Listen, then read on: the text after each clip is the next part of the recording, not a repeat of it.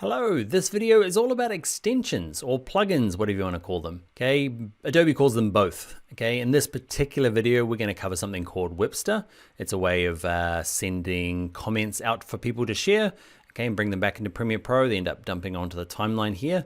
Okay, but we're not going to really cover Wipster in any detail. It's more about how to find extensions, install them, and what to kind of expect from the process. So let's jump in. So to find an extension, a couple of ways. The easiest way is with Premiere Pro open. We go to Window, Extensions. No, Find Extensions on Exchange. Click that button.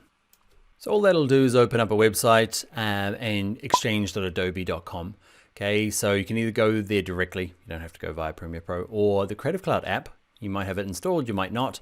In that app, you can go to along these, go to Marketplace, and you can find this little first one, plugins. They call it plugins here, but it's also called an extension. They confuse me too.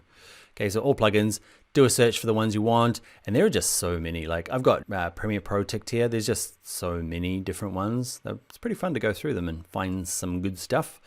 And obviously all the different programs here. We're going to be looking at Wipster. Frame.io is a competitor to it. Which one's better? I don't know. I use Wipster, but have a check to see, look for reviews, but it's more about finding and using plugins. There's Wipster.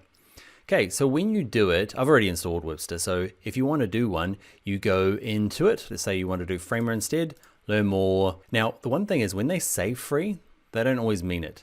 Wipster, in our case, has a free version. It's not completely free. So even though they say free here, to actually use the resources behind it, you might end up having to pay. So just be aware that that might happen. So let's have a look at Wipster.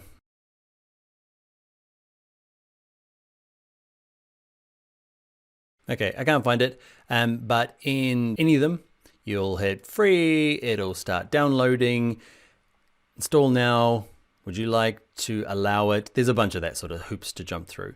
Okay, and often what it'll say, depending on the plugin, is it might ask you to close down Premiere Pro. I know for Wipster, that's what it does.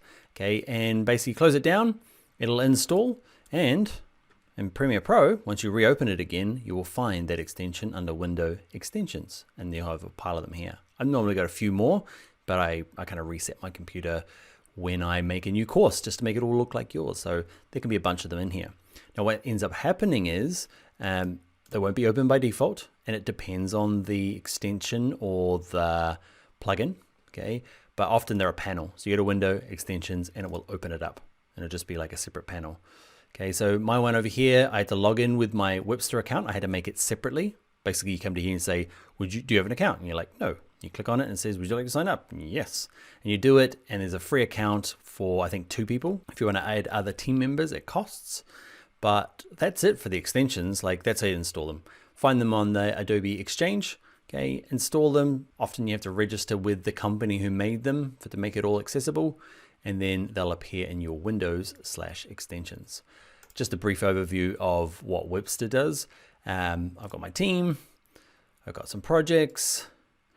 And what it does is I can send, like, with a kind of a new sequence down here, I can say upload the timeline into Wipster and then share it. Okay, so I'll show you one that I've shared.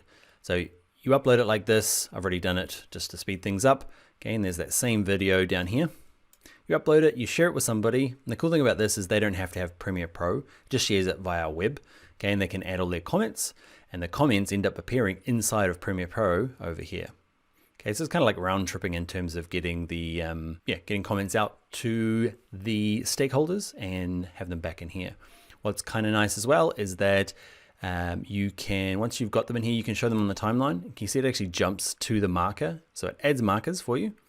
You can see if I hover above them, it tells me them all, jumps to them, and on my markers panel, they're here as well. They're one and the same. Very cool. Anyway. That is extensions in Adobe Premiere Pro. I hope you find something great in there. Next video, please.